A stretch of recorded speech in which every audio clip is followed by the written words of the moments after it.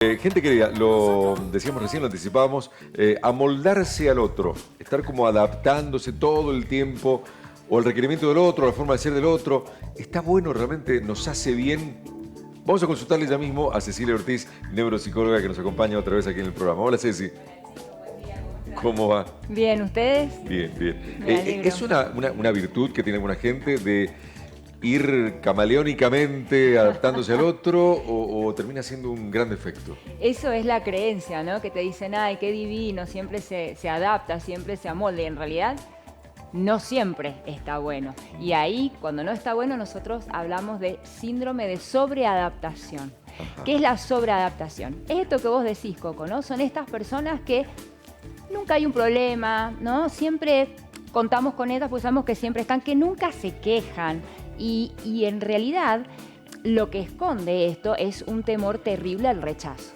Entonces, frente a la posibilidad de sentirme rechazado, o mejor dicho, la posibilidad de ser siempre aceptado por el otro, ¿qué hago? Me amoldo, me adapto, me desoigo. Entonces nos encontramos con personas que muchas veces no dicen lo que piensan o no dicen lo que sienten o priorizan lo que el otro quiere en función de adaptarme o de ser aceptado por el otro. ¿Y cuál ¿no? es la pasada de factura para esa persona que siempre se sobreadapta, se adapta, dice sí, todo que sí? En algún momento hace un clic y se pasa la factura, ya sea a través de lo emocional, lo físico. Siempre la factura es a partir de lo emocional, pero es de lo emocional cuando encuentro el rechazo del otro. En tanto yo no encuentre el rechazo del otro, está todo bien. El síndrome de sobreadaptación se empieza a gestar en los niños, ¿no? Ajá. Entonces, nos encontramos con estos chicos chiquitos que siempre se portan bien, que vos escuchás a las mamás que dicen, nunca me trae un problema, las tareas las hace solo, nunca hizo un berrinche. Y vos te empezás a cuestionar y decís, a ver, ¿no? Lo esperable de los chicos es que exploren y en esta exploración del mundo... Hay una frase que dice, cuando todo está bien, algo está mal. Exactamente, Rod, es así, sí. es así, es tal cual así, ¿no? Uno espera que los chicos hagan berrinche, que los chicos desobedezcan. ¿Por qué? Porque esto de ir probando las reglas también es ir explorando el mundo, ver hasta dónde puedo y hasta dónde no. Un chico, y ni hablemos de un adolescente, que nunca ha hecho digamos, que nunca ha enfrentado la autoridad de los padres, que nunca discutió, que siempre acata, que hace todo lo que debe hacer, hay que tener cuidado porque, como decís vos, ¿no? Es muy probablemente una sobreadaptación que responde ¿a qué? Generalmente la sobreadaptación responde, por un lado, a papás súper exigentes, a un contexto familiar en el que no se acepta el disenso, ¿no? Es decir, no se tolera bien el que vos opines diferente y no solo que no opines diferente, sino que no lo puedas expresar. Entonces, ¿qué pasa? Son estos papás que a veces escuchamos que dicen, usted se calla, las cosas las digo yo. Quizás ahora, digamos, no se ve tanto. Antes, por ahí en nuestra época se veía más esto de la bajada de línea de los papás, sí, ¿no? Pero que de alguna manera está penalizado esto de expresar lo que yo siento, ¿no? Entonces, ¿qué va aprendiendo el cerebro? Es que si yo digo lo que siento y viene una penalización y otra vez digo lo que siento y viene una penalización, la tercera vez mejor ni digo lo que siento, ¿no? Claro, entonces empiezo a aprender a esto de amoldarme. ¿Y qué pasa? Nos empezamos a contar como una película o como una historia en la cual yo me digo, para ser aceptado por el otro, yo no tengo que decir lo que pienso y tengo que acatar lo que el otro piense o lo que el otro quiera. Con lo cual, digamos, la responsabilidad de la felicidad del otro es mío. Y vos lo vas a escuchar en pacientes que te dicen, no, mejor yo no digo lo que pienso porque el otro se va a enojar, o voy a crear discordia, voy a crear molestia, ¿no? O esto de, mucho uno lo escucha, de no quiero molestar al otro, ¿no? Sí. Del no quiero molestar es un signo, te diría, muy importante de la sobreadaptación, ¿no? ¿Qué pasa? Me estoy preguntando en este momento, ¿no? ¿Qué pasa con el ámbito de la pareja? Cuando uno decide acompañar al otro, dejarse acompañar por el otro, uno también de alguna manera cede a los propios intereses y se va como encontrando con el mundo del otro. ¿Cuál es el límite, pienso, de la sobreadaptación en ese intercambio de intereses? En el tema de la pareja es re importante esto, porque nosotros hablamos de una reciprocidad, ¿no? Que es un poco lo que decíamos la semana pasada. Bueno, cuando hay un ida y vuelta, es decir, podemos consensuar, entonces a veces yo me adapto, pero otras veces vos te adaptás, entonces hay un interjuego de adaptarse. Sí. El tema, Coco, pasa cuando esto es sistemático, es decir, cuando todas las veces hay uno que se amolda, que adapta, y el otro es el que espera que se adapte el anterior, ¿se entiende? Ajá, ok. Entonces, ¿qué pasa? Esto lo vemos muchísimo en las parejas que te dicen, nos llevamos bárbaro, nunca un sí, un no, Un sí ni un no. nunca discutimos, el sí, el no nunca discutimos, y vos Sí. como decías recién rodo, decís, uy, esto viene por Ahora, atrás. el termómetro mal. siempre es el otro, cuando el otro, no sé, se cansa, te dice algo y ahí me doy cuenta de cómo me va a dejar o cómo me va a decir esto si yo hago todo por él o por ella. Exacto. ¿Es siempre externo el termómetro? Es siempre externo, porque es cuando el otro te hace la bajada de línea o el límite. Y esto que vos decís, Ana, es tal cual. ¿Cómo puede ser si yo hago Si haces todo. todo? Si yo, lo escuchamos mucho en las mamás y en muchas parejas, yo me sacrifico.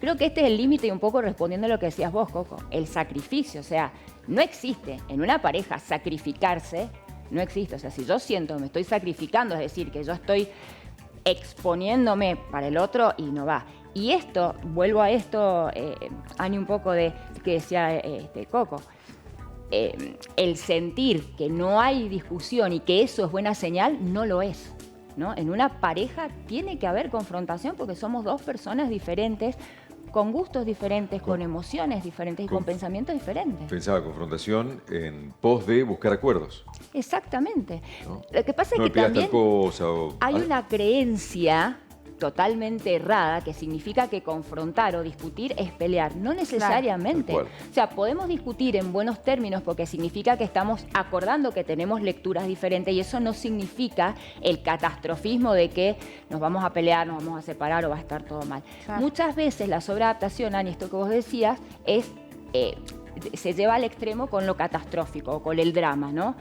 Si yo no me adapto, va a terminar todo mal, ¿no? Esto va a terminar en batalla campal, el otro se va a ir. Sí. Y lo primero que nos tenemos que preguntar es cuán cierto o qué evidencia tenemos de que eso realmente vaya a ser así. Por eso yo decía mucho de estas historias que nos trazamos nosotros. Claro, como una historia contada desde la cabeza. ¿Y qué pasa cuando hago ese clic porque el otro, no sé, te deja?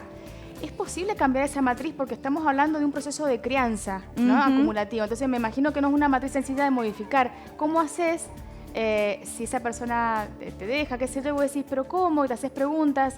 ¿Cómo haces para modificar eso? ¿Se puede hacer? Totalmente. La primera señal que surge ahí es la angustia. Entonces, Ujú. cuando nos empezamos a angustiar, esa es una señal de alarma que necesitamos cambiar. Son creencias, como vos decías, muy arraigadas. Claro. Desde ya que solo es difícil hacerlo. Lo que tenemos que hacer es un entrenamiento en cambiar, en modificar esas creencias que desde ya se puede. Lo primero es cuestionarlas. Es decir, entender que es una realidad que yo me formé y que yo me haya formado no significa que realmente ocurra, ¿no? Sí, es cierto. Y sobre todo apuntalando autoestima. Las personas que se sobreadaptan generalmente tienen una autoestima muy baja, entonces necesitan para compensar de la aprobación del otro, ¿no? Claro. Son quienes van buscando la aprobación del otro todo el tiempo. Entonces, constantemente constatan si lo que están haciendo está bien. Son los que llamamos los súper obedientes, los súper acatados, aquellas personas que nunca tienen, que hacen todo bien, súper exigente consigo mismas, ¿no? Entonces, más que ser una cualidad, es positiva si va matizada o mechada con estas posibilidades de hablar. Ahora, Claro. si todo el tiempo es esto, y no es tan positivo, porque, digo, nadie está todo el tiempo bien y de buen humor y haciendo las cosas bien. Te hago una consulta. Sí. Hay una cuestión acá, volviendo al tema de la discusión y demás, o de plantar su postura. A mí me ha pasado con mis sobrinos chiquititos, decir, che, pero ¿por qué no? Yo ya no le digo más nada porque siempre terminamos peleando. Entonces, y por ahí se toma como una cuestión evolutiva. Es decir, a ver, yo ya aprendí, evolucioné, que siempre llego a un punto en el que peleo y no tiene sentido. Entonces, me quedo callado, pero yo ya sé que su postura es esta y la mía es esta. Te estoy hablando de mi sobrino que tiene 7, 8 años, ¿no? Así. Digo, ¿en qué momento es evolutivo o en qué momento deja de ser evolutivo y está bien esto de decir, bueno, viste, no es necesario discutir porque sé a dónde voy a terminar y empieza a ser mal o insalubre, digamos? Es evolutivo en los niños hasta los 7, 8 años, esto de confrontar. Después es una meseta y volvemos en la adolescencia, 12, 13 años, ¿no? En donde la discusión ya viene por otro lado. Por ahí los chicos lo que quieren es, como ellos quieren ser el centro, que todo gire a su alrededor. El adolescente lo que hace es nada, probar el límite. Entonces lo que va a hacer es discutir el límite. Ahora, esto que vos decís, Ro, es muy importante porque es otra creencia, el decir, no, ¿para qué lo voy a decir si ya sé que viene el lío? Ya sé que viene el lío, hace que yo me calle, pero en realidad, ¿qué seguridad tengo yo que va a venir el lío? Y a veces es necesario que venga el lío también, ¿no? Entonces, tenemos que prestar atención a estas historias que nos contamos y estas frases que nos decimos acerca de se va a venir un lío, mejor no hablo porque se va a enojar, la verdad que estoy cansado y no tengo ganas de discutir. Todas estas cosas que nos decimos, en realidad, son racionalizaciones para mantenernos en la zona de confort. Tenemos que tener cuidado y sobre todo después no quejarnos, ¿no?, de lo que pase, porque esa es nuestra responsabilidad, ¿no? Es decir, en algún punto denunciar. Con los chicos hay que ser sistemático y estar bajando líneas todo el tiempo y con los adolescentes ni te cuento, ¿no? El cerebro aprende por repetición. Entonces, evitar la repetición lo que me evita es un mal momento, pero en realidad lo que estoy haciendo es sumarme un problema para más adelante, ¿no? Sí, entren de ser sinceros y vuelvo al tema de por ahí parejas o relaciones intrafamiliares. Esto de declaradamente decir no quiero tal situación, no quiero ir a tal lugar. Alguno lo puede ver como un sincericidio, algo que los va a mandar directamente al muere en la relación, ¿no? ¿Cómo hacer para que no sea así?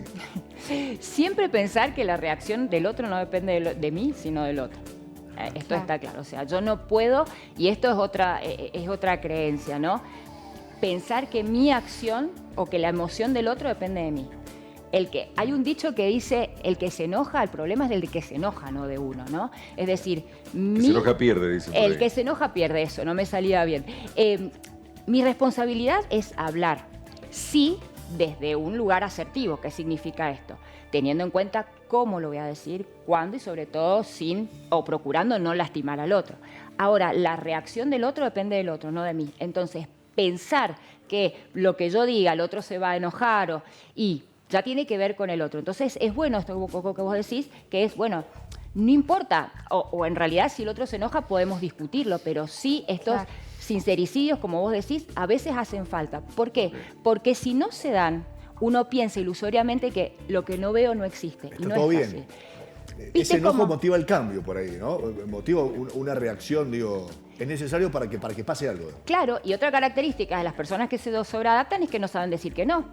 Porque es la culpa de que si digo que no, el otro se ofende, se enoja. Esa era mi próxima pregunta, preguntarte cuánto de esto había en aprender a decir que no. Aprender a decir que no. Yo levanto la mano y digo, a mí me costó muchísimo. No saben poner los límites. Un aprendizaje permanente. No saben poner los límites. Exactamente. Es todo el tiempo. ¿Por qué? Porque venimos de una cultura en la que la culpa del decir que no es terrible. No nos como que le estás fallando al otro. Como que fallás. Y si te rechaza el otro, ese rechazo además es tomado como una cosa muy profunda, ¿no? Ofensiva. Tiene que ver con la autoestima, que bien lo planteabas recién Te vos. estoy haciendo un daño, le voy a hacer un daño. Sí, sí. No es así. Entonces, digamos, la culpa tiene que ver con cuando confrontamos lo que yo deseo con lo que dice la cultura que debería hacer, ¿no?